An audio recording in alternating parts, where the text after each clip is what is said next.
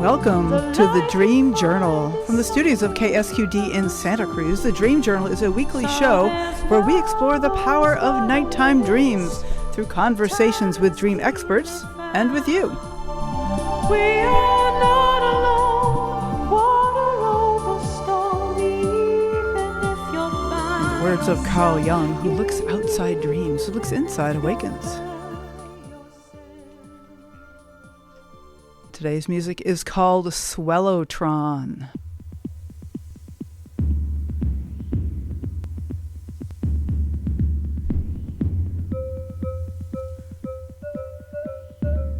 What is sandtray work, and what are its neurological benefits? We will speak with Leah Hodari about how to apply sandtray work to dreamwork. I am your host, Catherine Bell of Experiential Dreamwork, and welcome to the Dream Journal. The Dream Journal is also a weekly podcast. Please subscribe, rate, and review, but most importantly, tell your friends. Archives are available at Apple Podcasts and Spotify. Those will go back to the beginning of September. We're working on bringing the other archives back online, but you got a couple months of shows now to look at. You can also go to ksqd.org/the-dream-journal. Also on PRX. I think we go back to August on PRX, Public Radio Exchange. So if you subscribe there, please look up the Dream Journal. I want to say hello to Leah Hodari. Can you hear us? Good morning, Catherine. Okay, good to have you on the show. Thanks so much. Leah Hodari is a licensed mental health counselor specializing in treating children, families, and adults who have experienced trauma or abuse or are dealing with multicultural and LGBTQ issues. She lives and works in Miami Beach, Florida. She applies play therapy, sandtray therapy, and polyvagal principles to her practice. So welcome, Leah Hodari. Thank you. I'm so happy to be here. Yeah. So we met at the Ashland conference in June, as I met so many of my guests here. It's a valuable resource, and you are giving a workshop on miniatures and sand tray. So is sand tray and sand play the same thing? Tell me a little bit. What is sand tray? Okay, that's a really good question. Sand play is a specific type of therapy that's Jungian based that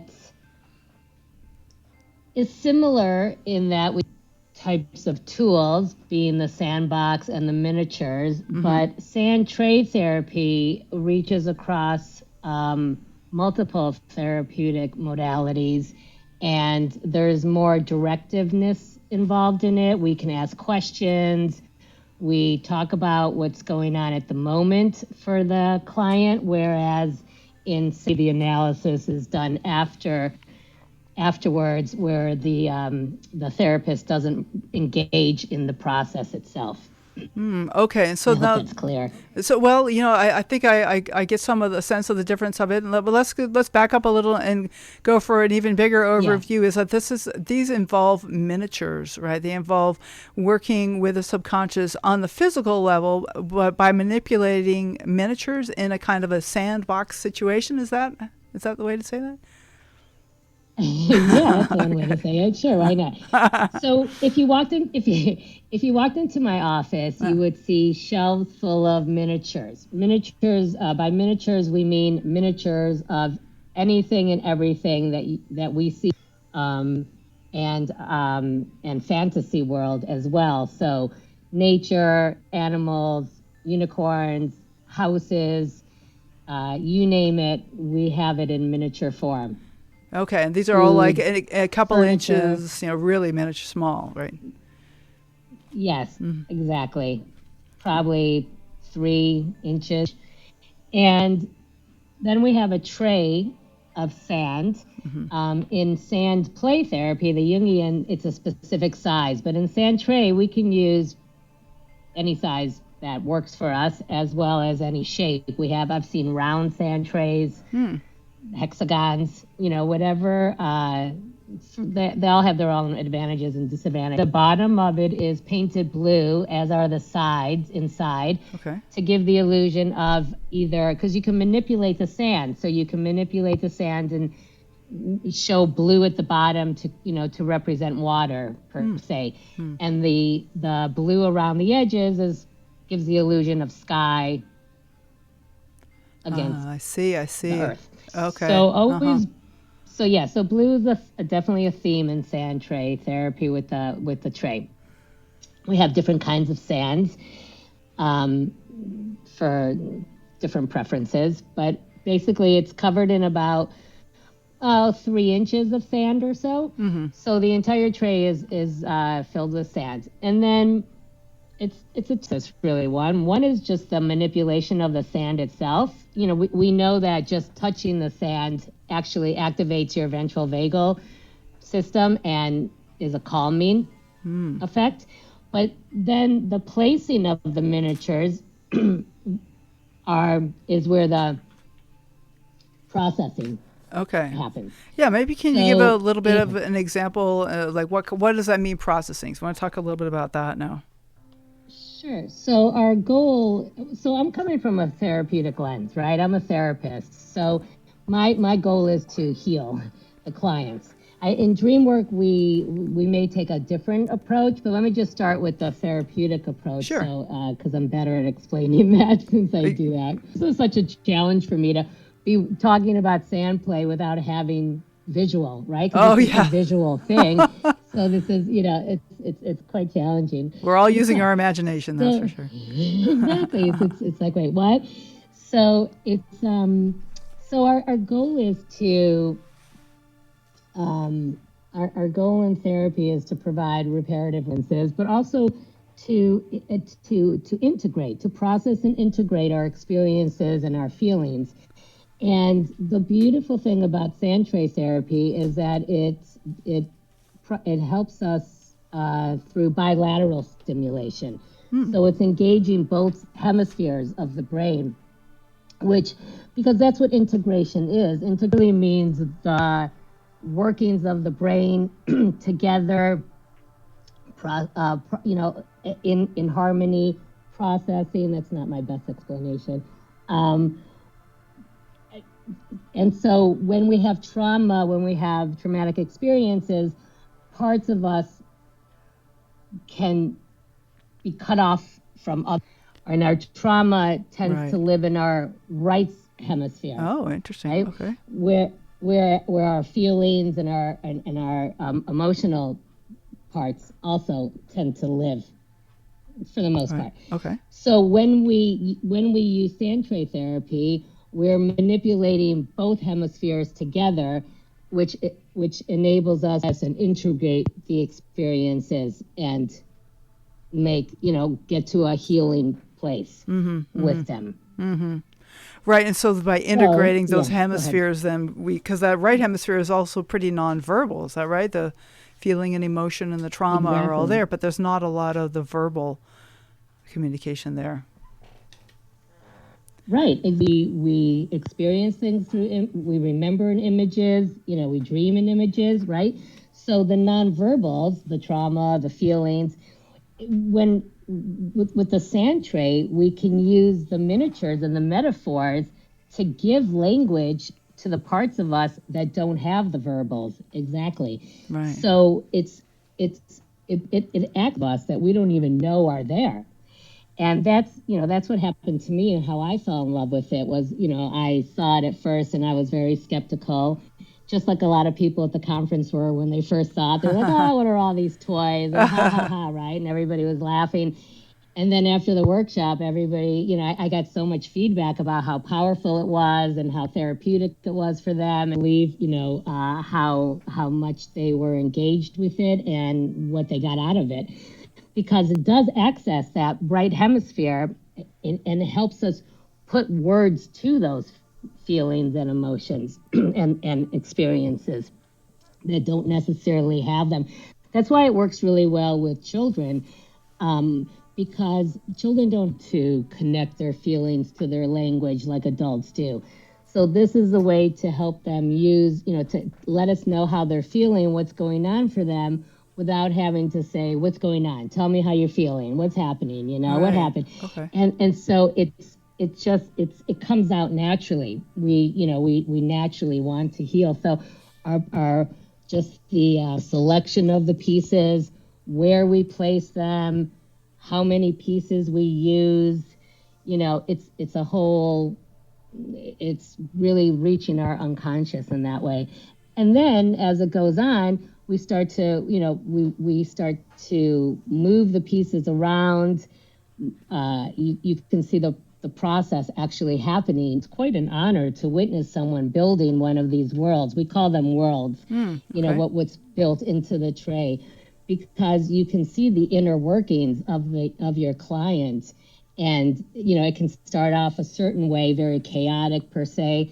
And then as, we process it, discuss it, whatever is going on in the moment, depending on the client's needs, they see their inner workings changing by the changing of and manipulating of the pieces in the tray. Oh, so you're saying that as the world evolves on the sand tray, as the world evolves, that there is corresponding changes in the person, in the psyche or the brain of the person.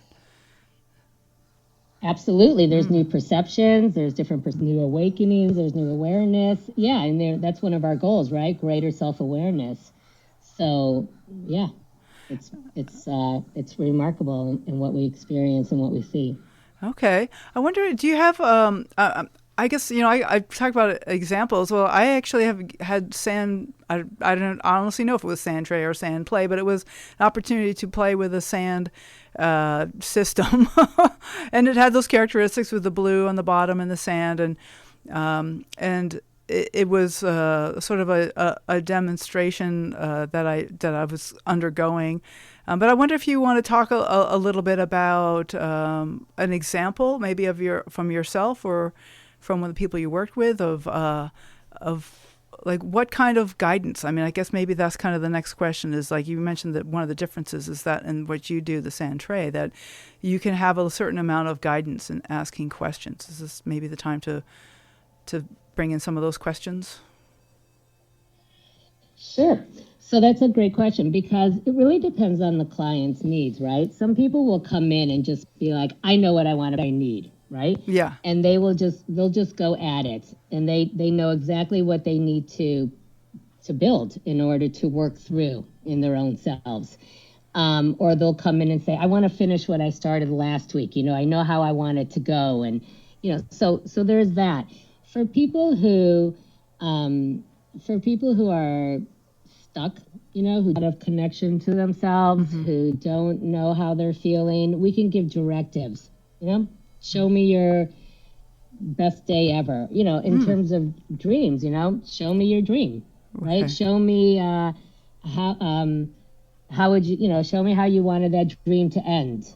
How would you finish that dream? So you can manipulate the dream, show me your, like your favorite. you're right in the moment, and actually change the dream. So that kind of gets to the topic of dreaming, which is certainly something we're very interested in here. But you're saying that you can say, show me your best day, show me your dream, show me maybe your family situation. I imagine with some of the kids that's something that comes up.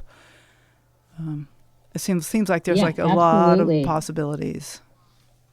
Exactly. And a lot of times you don't even need to, because we really want it to come from the client, right? Because I believe that they know what they need best, right? And if it's coming from within and they have to build this tray for some reason, and they pick this piece for some reason, it's for a reason, right? They know what they need better than I do. And, before they start, I'll say, look, pick as many pieces as you want, or as few as you want.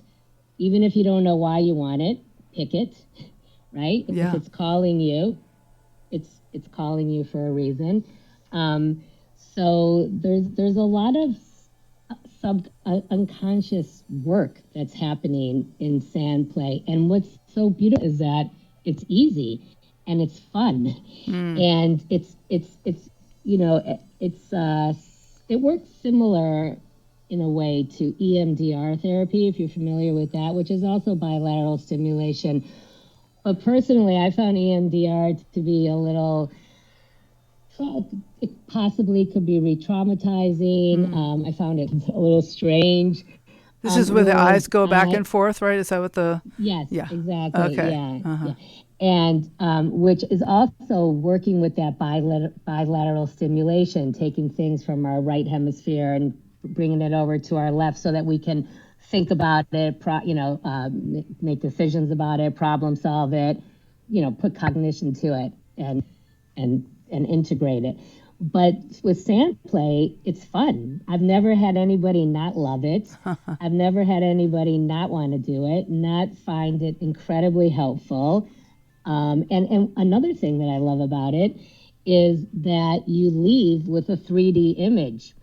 So you've created this world. A lot of people want to take a picture of it, but you find yourself thinking about it over and over and over again. And you're actually, because it's reached that part of you, it's lit a fire in a certain, part of your being that wasn't awake before. And now it's very in the forefront of your mind, thinking about it, and you wonder, why did I place that piece there? And what did that piece mean? And, you start to process it on your own, just from that 3D image that you leave with. Right, and you have waking consciousness, so you can remember the details. Whereas so often the dreaming, I just don't remember all the details. And I know they're all important. I've somehow selected them in some way, but I don't always remember. Well, and I love that you say that, because actually with the dream work, what's great about sandtray is that it helps us access the parts of our memory that don't have the verbals, right? So once we start placing the pieces, you start more recall, right? And it helps with dream recall because images. And so when we're working with images, we're accessing it, right? We've got, whereas we can't pull up the words so much about our dreams, we can pull up the images easier. And once we start it, they start to fall into place more, and we have better dream recall, accessing the hippocampus or whatever it be that's going on. Yes. So it works. That's why we had such success at the conference with it. Was that was one of the most popular responses, was that it was like people were surprised at how much better recall they had with these dreams that they had been working on over time. All of a sudden, a whole bunch of new information and memories became available to them once they started manipulating with the images. Whoa, I want to understand this a little better. So this is just from one session. You're saying that people had better recall like after the session or like during the session or of their dreams? During the session, they were able. Oh, okay, yeah. Yeah, they were able to remember. These are dreams that they had been journaling about or working on for some time.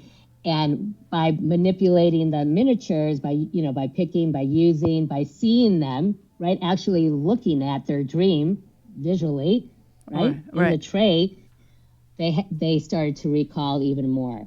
Oh, I see. Even dreams that they had been working with, or had more. Yeah, exactly. Yeah. Or had more insight or new perspective, or just a lot of shift, a lot of change. All right, so putting it out in the 3D, and you can even move around it, and you can move the images. Well, it wasn't quite like that. It's a little more like this, and then I guess you can also change the outcome. Like if it's a dream that you don't like the outcome of, you can actually put it out there in a different way on the sand tray, I suppose. Is that something people do? Absolutely, right? How fun is that? Yeah. Or just, who doesn't want to do that?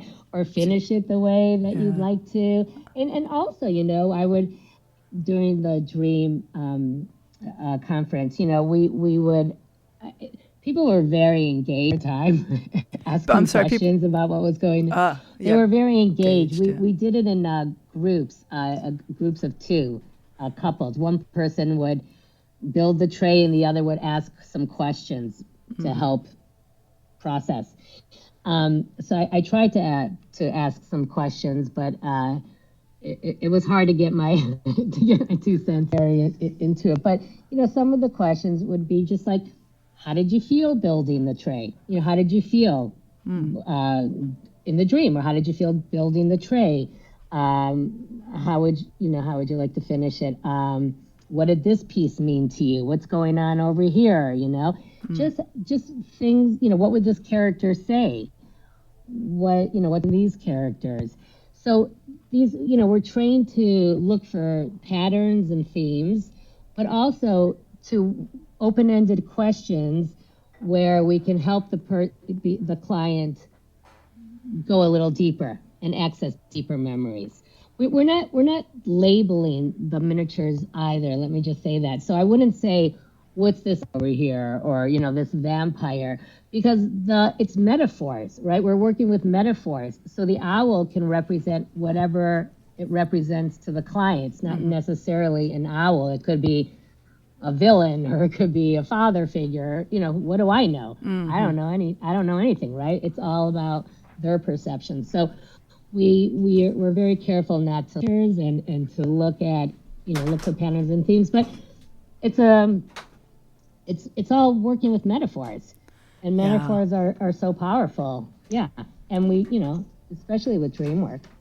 Absolutely. Well, there's so many metaphors in dream work, and so it makes sense that would be part of this sand tray stuff here. And it's interesting you mentioned owl, and the picture that you sent me shows you holding an owl, a full-size owl, on your arm. And talk about this sand tray work. The times that I've done it is very dreamlike. That doing the work is like very intuitive and following, and being in the moment, feeling very much like a dream. And you described to me a little bit about the experience of having this owl on your arm, and I wonder if you wanted to talk about that a little bit. Wow. Well, sure. That was just, as I think I mentioned, probably the most dream-like day I've ever had, where I wasn't even sure that I wasn't dreaming during my wake, because it was such a surreal, magical experience to be out in the desert in Dubai at 5:30 in the morning, surrounded by owls and eagles, and birding with expert birders. It was just it was experience. And to that point, I collected some of my favorite miniatures that day. Okay. In Dubai. Uh-huh. And that's another thing about sand play, is that it's very addictive, because once you start collecting miniatures, you can't stop. Just a forewarning. Okay. For anybody interested in it, it becomes a whole thing. And and I also want to throw out there, because it is, I want to encourage your listeners to try it for themselves. You don't need any fancy equipment. You can just use a blue plastic bin even, and some clean sand. And you can go to Goodwill. There's so many places that just have bags of these little miniatures that parents just hate, these little toys all over their house. Donate. And you can pick them up for $1 for, 50 of them at the Goodwill or anywhere, any thrift store. I always find them. So I just want to throw that out there, that it's very affordable and very powerful. So you could do it yourself. You could you could even you look around your house. I'm thinking of my various windowsills. I have quite a few odds and ends of various images around my house. In some ways, it kind of is my little sand tray, just on the windowsill over my dresser, and the one over the kitchen sink, and like the things that I collect there are not necessarily purposeful. I guess I would say they're meaningful, though, that they're things that I care about. Maybe a little image, like there's a star and there's a butterfly, a couple pretty stones. So I already doing a little bit of that work myself. I think we all do a little bit of that. Interesting. Yeah, and I love that you say that, because when, I have a little sand tray here in my home as well. And if I'm having a lot of anxiety over something, or I'm kind of stuck on something, I'm angry with somebody, or, something just hasn't gone the way I expected to, build a tray around it. I'll just start building, and it's just incredible how it helps you release. It's a processing, right? Where I'm integrating. I'm getting rid of that right side, right brained, emotional, limbic system driven, big emotion, hoping to get it over to my more cognitive side, left brain. Yeah. Think about it, process it, breathe it through, and get over it. Basically, not get over it, but integrate it. Yeah, bring it in. And I feel better. I hate getting over it. You can't just get over something, right? Yeah. But highly recommend, get a little tray of sand and start playing with your windowsill collections, and you'll be pleasantly surprised, I think. I love that. And like I said, like they represent whatever you want, right? You don't necessarily have to have a dog to represent a dog, right? It can be whatever you want it to be. Anything into a dog. Which is, of course, very, very dreamlike as well. So the different things in dreams can mean many, many things.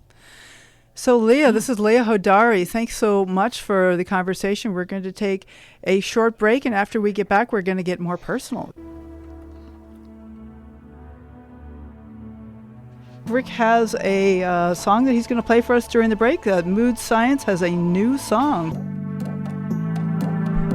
Okay. I had an old thought in the old town, waking up, feeling down, was what I learned in the old school, is there's no fool like an old fool. Make the most of the moments you've got. Time to spend can never be bought. Make the most of the moments you've got. Time to spend can never be bought.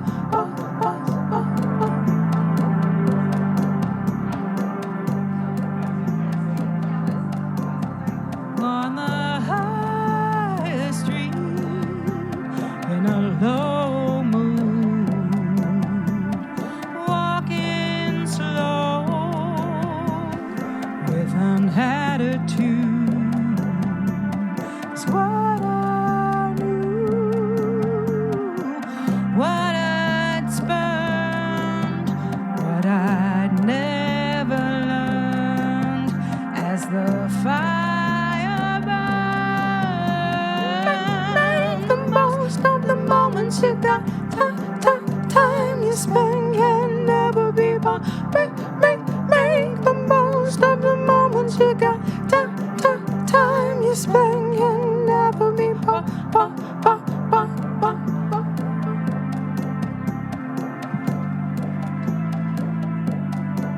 I'm in a new town, an old soul, without a plan and an abstract goal. 'Cause what I've done and can't forget, I don't regret the unpaid debt. Make the most of it. Okay, so next week we will welcome Akinke Lucas about dreaming ourselves whole, somatic healing, social work, and indigenous traditions. The Afro-Feminine coming alive. This is the Dream Journal. My name is Catherine Bell. You're listening to KSQD in beautiful downtown Santa Cruz. So our guest today is Leah Hodari. We're talking about miniatures and sand tray work and metaphors. This is like a lot about metaphors here. This is interesting. The whole idea of many things standing, one object standing for many things. There's something about that metaphorical aspect that I find really powerful about dreaming, and the work that you do too with the sand tray work is really plays on that human capacity for seeing meaning in things. Yeah. I guess like you talked a little bit about getting started in this work. I wonder if you'd like to talk some more about what it was like for you to get started.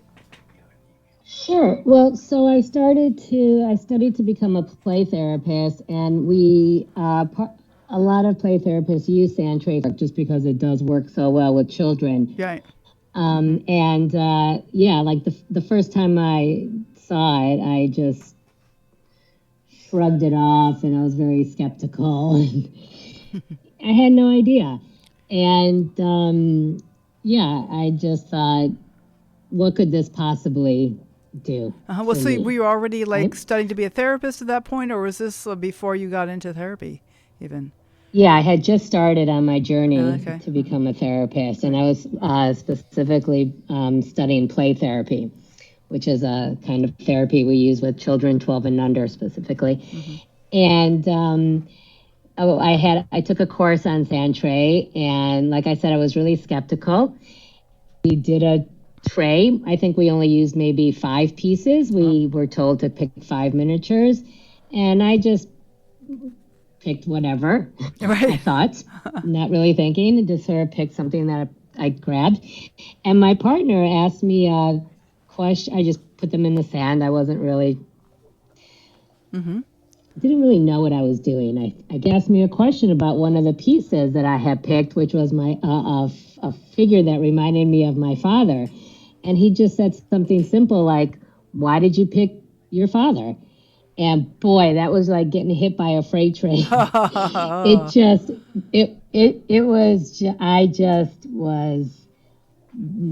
felt like my insides just exploded. Oh, wow. Why did I? And what's going on? And what does this mean?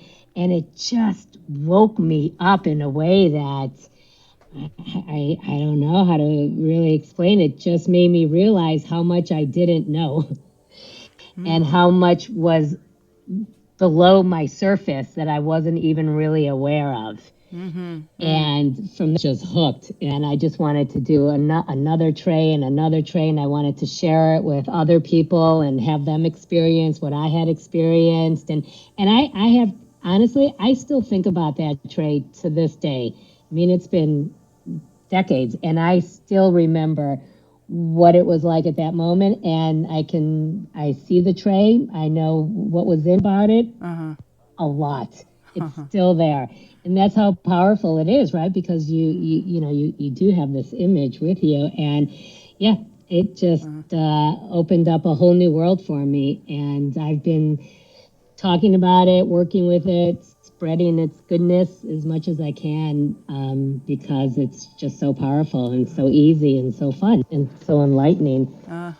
I love that. Oh, thank you. Thank you, Leah. So we have an email question from Rachel that I'm going to go ahead and read, and we'll see what we think about this. Okay. I've started to talk out loud during my dreams in clear and full sentences, but I can't recall what the dream was about when my husband tells me what I said. What would cause this dialogue, and how can I remember the context of what I was talking about? It's slightly embarrassing. So, talking in your sleep is something that that a lot of people do. I remember my son used to do it when he was little. And, I don't know that I have a lot of experience with this. Do you know about this, Leah? I have a few thoughts, but I'm curious what your thoughts are. I mean, if this was my client, Yeah. I would say, show me what you were talking about. Oh, yeah. What did your husband tell you were saying? And as soon as even just putting 1 or 2 pieces in the sand can really help access those lower memories, and maybe assist is what I would say, because I've seen it happen before. So maybe I know that can. It can happen, yeah. So stay with the words and find out what the words are, and consider that's something that came from me, if I'm the one who is talking in my sleep, and there's something valuable there. There's something powerful, and just see what images call to me. Like if you see what miniatures, or even just a picture, or a thought, or memory. But to stay with the words and see what images, see what miniatures I want to choose. So I usually think of two-dimensional images. Interesting. You're really getting me think about 3D, Leah. So staying with the words. And also, yeah. of course. Yeah. Or just go and stand in front of the shelves of miniatures and speak to you. Are you drawn to any of them for a reason? Right. And that can assist with recall as well. I also just look at all the miniatures. Because it's accessing those images. Yes. Yeah, and see what speaks to you. Yeah. Right. People will stand there for several minutes. Yeah, go ahead. Oh, well, I was just thinking that I'm wondering if this is something that happens more when people are under stress. If there's like I have my dreamers talk about that the words just broke through into waking consciousness. They were, even though the words maybe not meaningful to waking mind, there was something so powerful there that they broke through into the waking life and they got spoken out loud. So there may be a little bit of stress going on for that person. It makes me wonder. It's something needing to be said at least, or maybe the opposite where there's no stress, and so that it's possible for things to come through, like when we're in a safe environment. That's a safe place to work through difficult things from the past. Well said. Right? Who knows? Yeah. Okay. Well, it's interesting, and it's related to dreaming, but with no images to go with it from the dreaming. Then maybe we can find images from waking world to fill in some of that meaning that the words hold. Well, Rachel, thank you so much for sending that email. I really appreciate that. Yeah, Leah, go ahead. No, I was just going to talk about the metaphors a little bit and about how, what's powerful about them is that they bridge us between our conscious and our unconscious. Mm-hmm. So, that's why asking her to put them, whatever she remembered onto the tray can help bridge that gap between her unconscious and consciousness. Right. Well, I'm thinking of one thing I heard my son say while he was sleeping when he was young, like maybe 5 or 6 years old. It was just, look, the boat, the sailboat. And that was what it was. And it just, those simple words just evoke a huge amount of imagery for me. The boat, like looking at the boat, looking, from the shore, I presume, at a sailboat. There's something there coming my way, perhaps. I mean, I could imagine a whole dream out of that phrase, even if, when he would wake up, he wouldn't remember what was happening. I remembered his words, and the words could be powerful. Right, and the boat can represent support, stability, balance, security, unstable things. I mean, keeping afloat in my emotions or something. I'm not sinking, I'm keeping afloat. Sometimes I think boats have that to... There's the metaphor, right? Yeah, the exactly. metaphor. Yeah. So, what does it represent? Mm-hmm. So, Rachel, thank you again for writing in. I really appreciate your question, and I hope we gave you a few ideas to mull over. So I have in the studio with me Max. He has some questions he'd like to ask. Okay. Hi, Max. Hi. So what I have is my son and I are both like sort of compulsive makers of miniatures. And I've been told by several of his teachers when he was in school, he's now an adult and works in museums making dioramas and stuff like that. But I was told by many of his teachers that he never paid better attention than when he distracted himself in class by sitting there making miniatures during class. Talk about miniatures. Lucky you. Yeah, I know. I've seen this young man's apartment. Just shelves and shelves of miniatures. So my question is the making of miniatures similar to the arranging of them and telling stories? They obviously have some meaning for him, right? They're accessing a part of his,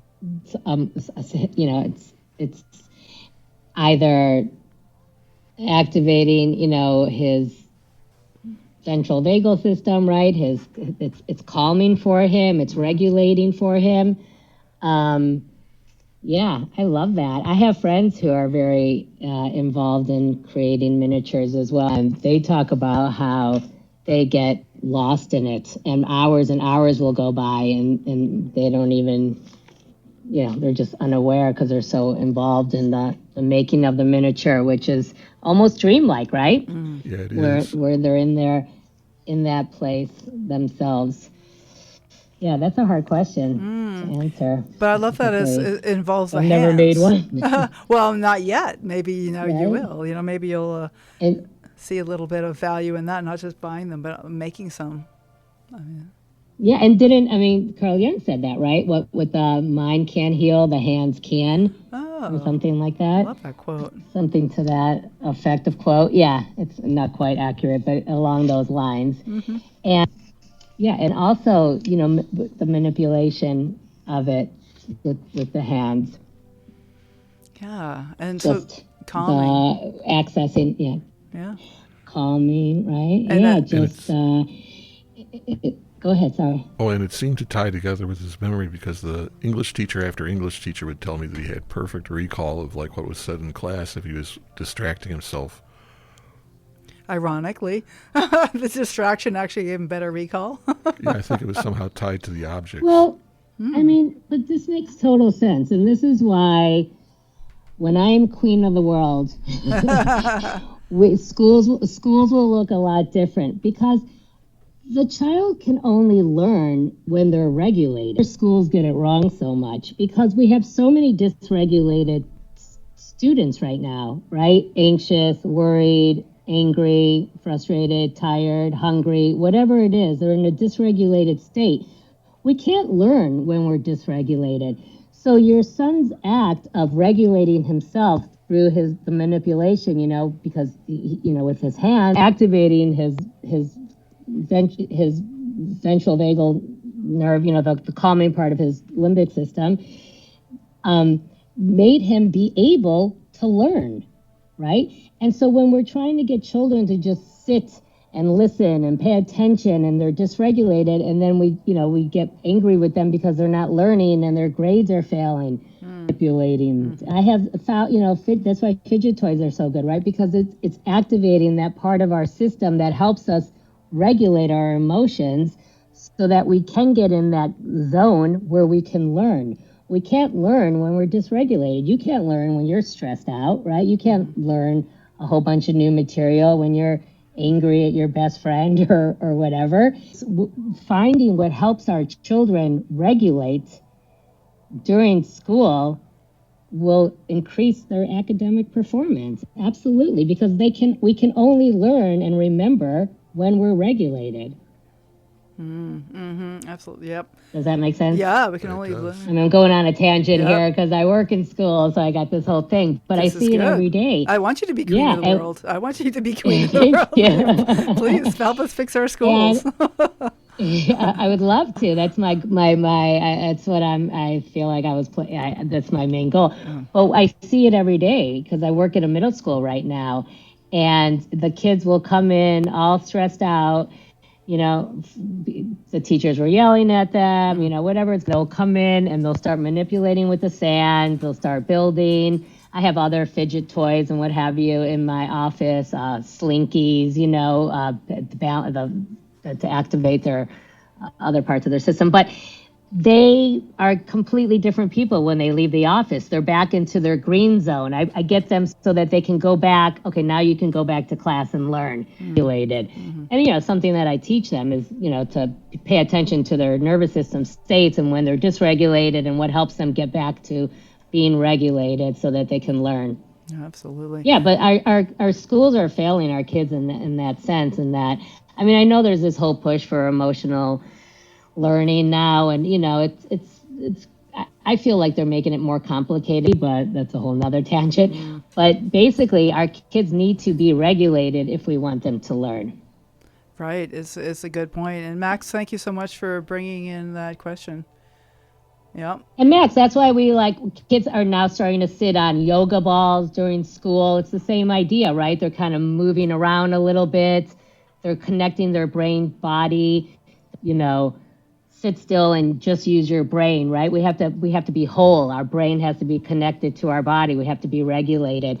Sitting on yoga balls, using our hands, there's a whole bunch of stuff, a whole bunch of things we can help our students with in order to stay regulated. Well, there are so that they can learn. There are some good teachers for sure, and the teachers doing what they can. But Yes, my son's absolutely. middle school teacher had like a morning circle, and they would pass around like a fuzzy fidget ball, and then the kids would be able to say a few words about how they were feeling today, something good, something bad, and she was helping them learn to meditate even. And so there are teachers who are doing best they can, but it's a tough system because it's set up to train people to work in factories.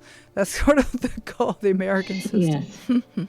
I know. I could talk about this all day. Absolutely. And it's where we're starting is interoception. It's not so much about, okay, let's just meditate, but it's more about recognizing what's going on inside of us so that we know when we need to be mindful, or when we need ourselves self-regulate and come back into our learning green brain, as I call it. Interoception. So that's recognizing when we're regulated or not regulated, and then I guess the next step would be then what do we need to become more regulated? Exactly, and it's different for everybody, and it's helping people figure out what works for them. Breath is your best friend. It's always with you. What is your best right? friend? It's breath. Your breath. Yes. 2 good breaths can slow down your system. I teach kids it's like a remote control. If you can slow down your breath, you can slow down your whole system. Yeah. Right. So and because again, right, we learn best when we're regulated. Yeah. And we have dysregulated kids, and everybody's just yelling at each other, and we're not getting a whole lot of learning happening. Yeah. Yes. So I would love for all students to be building miniatures. I think we're onto something here. Okay, that's great. I think we should. Do. Now, I hear that you're doing while they're learning. Yeah, well, that's something to bring out both parts of their brain, really integrate. Now, I understand that you're going to be giving a presentation on the benefits of using sandtray with LGBTQ youth at Bayer University coming up in November. And I just wanted to highlight that you're giving talks and really bringing your message of how to help kids regulate themselves. I wonder if you have anything in particular for that segment of the population, LGBTQ youth. Is there something? Is that I can imagine that's a particularly difficult group because there's not a lot of channels in our society, although luckily there's becoming more for people to explore the ideas about gender. It's not people are really just told what their gender is rather than asked what their gender is. And so people who have questions maybe have a good use for sandtray to really explore what's coming from within them. Yeah, I mean, this is a population that may have a lot of questions about themselves, what's going on, but don't have the verbiage, to ask. And so they can show us what's going on. Mm-hmm. How are they feeling? How's this experience? Show me what it was like when you came out to your friends, and helping. It's a great tool for them to become more self-aware, to start to recognize different parts of themselves, to be able to show somebody who cares what's going on inside them. And, that's another beautiful piece about sandtray. Let me just throw that out there. Sandtray is that we know that the healing, and as a therapist, this is my lens, happens in the relationship. Mm-hmm. So a lot of it is the process itself of piculating the sand, building it, processing it, discussing it if need be. Sometimes we don't need to discuss it, but it's the relationship. It's me as a therapist in it with the client, experiencing it with them, feeling, trying to feel or trying to understand what's going on for them, really saying, I see you, I feel you. I'm honored that you're showing me this, and that's where the healing, so much of the healing happens is in that relational experience of I am seen, I am heard, I am understood. And that's why with the LGBTQ youth, it's so effective because sometimes they've never had that ever. No one has ever said, I get you, right? I get it. I get, here in Florida, it's just the opposite these days. No. Yes. Right? Like, we don't want to know, right? Right. So in that way, the relational, the reparative relational experience of them being able to show me what's going on for them and me being there to witness it with them can be so healing. Oh, fabulous. So Leah Hodari, thanks so much for being on the show. Do you have some contact info, or do you want to just have folks get in touch with me if they want to reach out for you? Yeah, I really don't. Okay. I'm sorry. That's fine. So just contact me then if anybody has any questions. That's Catherine at ksqd.org, KATHERINE at ksqd.org. And thank you for being on the show. Oh my gosh, thank you so much for having me. This is such an honor. And I hope people are interested in learning more about sandtray therapy and trying it themselves, because it's really a remarkable tool. Excellent. Thank you so much. And it's fun. Thank you, Catherine. Don't Thank forget you, that. Max. Yes, all it is. All right, wonderful. Thank you so much. Bye now. It was a pleasure. All right. Well, thank you for listening. The Dream Journal is produced at the studios of KSQD in Santa Cruz, and we are live every Saturday at 10 a.m. Pacific, streaming at ksqd.org in case you want to get in on the conversation. The podcast is released on the Monday after the show. It keeps us growing when you subscribe, rate, and review. I am Catherine Bell. You can find out about my dream coaching practice at experientialdreamwork.com. Email me at catherine@ksqd.org. That's KATHERINE at ksqd.org. You can follow Experiential Dreamwork and hashtag The Dream Journal on Facebook and Instagram to find out about upcoming shows. I'd like to thank Rick Clevel, engineer and music creator. You can find the ambient music at pandemia.com. I'd like to also thank Tony Rosimano. The intro music is Water Over Stones. Outro music is Everything, both by Mood Science. And our third Mood Science song today was called Old Town. So tomorrow morning when you wake up, take a minute to write down your dream and bring it to the next Dream Journal. All the boys and the girls and everyone in the world knows that so much is wrong,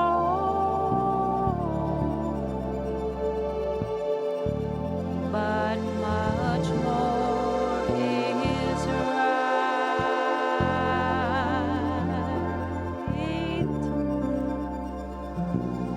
We see in the